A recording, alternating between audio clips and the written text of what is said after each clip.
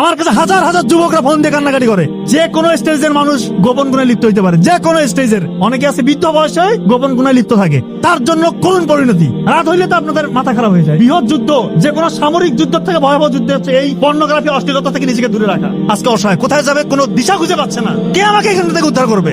চোখের হারাম থেকে নিজেকে রক্ষা করো। চোখের হারাম, চোখের গুনাহ তোমার হৃদয়কে মেরে ফেলবে। খুব গুরুত্বপূর্ণ কথা। আজকালকার যুবক যুবতীদের বেশিরভাগ সময়, বিশেষ করে যুবকদের, এই মোবাইলের অশ্লীলতার মধ্যে তাদের সময় পার হয়ে যায়। এই যে pornography industry, multi trillion dollar industry, এইটার উদ্দেশ্য এবং কাজই হচ্ছে যুবক যুবতীদেরকে ধ্বংস করা। এটা নিয়ে আমি অসংখ্যবার আলোচনা করেছি, কারণ এই জায়গাতে অ্যাড্রেস করতে হবে। অনেকে বলে যে এইটা নিয়ে কথা বলার কি আছে? এইটা নিয়ে কথা বলতে হবে, এইটা এক নম্বর সমস্যা। আমার কাছে হাজার হাজার যুবকরা ফোন দিয়ে কান্নাকাটি করে, বলতেছে আমি এত ব্রিলিয়ান্ট মেরিটোরিয়াস স্টুডেন্ট ছিলাম, আজকে আমার মেধা শক্তি কাজ করতেছে না। আমি যেটা পড়ি সেটাই ভুলে যাই। আমার মনের ভিতরে কোনো উচ্চাকাঙ্ক্ষা নাই, শুধু হতাশা।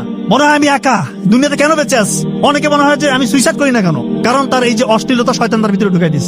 দয়া করে অশ্লীলতা ছাড়তে হবে। যদি সত্যিকার অর্থে যে কোনো স্টেজে আপনি সম্মান পেতে চান, আপনাকে অশ্লীলতা ছাড়তে হবে। এটা শুধু স্টুডেন্টদের জন্য বলতেছি না, যে কোনো স্টেজের মানুষ গোপন গুণে লিপ্ত হইতে পারে, যে কোনো স্টেজের। অনেকে আছে বৃদ্ধ বয়সে গোপন গুণে লিপ্ত থাকে, তার জন্য করুণ পরিণতি। আমি এটা বারবার বলতেছি, এই গোপন গুণা ছেড়ে দিয়ে গোপন ইবাদত করেন। মোবাইলে কিসের এত অশ্লীলতা? আপনারা কি মজা পান এখানে? শয়তান এখানে মজা দিয়েছে। আলটিমেটলি বিয়ের পর বাস্তব জীবনে আপনারা মজা পাবেন না, বিয়েগুলোর সংসারগুলো টিকবে না। এই কথাগুলো বলতে হচ্ছে কারণ এই জায়গাটা অ্যাড্রেস করতে হবে। ফেন্সিডিল যদি একজন খায়, একজন গাঁজা যদি খায়, তাকে ধরাটা সহজ। চক্ষু লজ্জার সম্মুখীন হইতে হয়, সমাজের অনেকে দেখে ফেলবে। আর এমন মোবাইল ঘরের কোণে একা বসে কি করছে কেউ জানে না, এক আল্লাহ ছাড়া কেউ দেখে না, এমন সিস্টেম চালু করে দিয়েছে। আর বেশিরভাগ যুবকরা এই নেশার মধ্যে ফাঁদে পড়ে গিয়ে আজকে অসহায়, কোথায় যাবে কোনো দিশা খুঁজে পাচ্ছে না। কে আমাকে এখান থেকে উদ্ধার করবে? আমি বলতেছি, আপনারা চোখের পানি ফেলে তাহাজ্জুদের সালাত আদায় করে আল্লাহর কাছে চান, আল্লাহ তাআলা ইনশাআল্লাহ আপনার গুনাহগুলো মাফ করে দিবে, আপনাকে সব সম্মানিত করবে।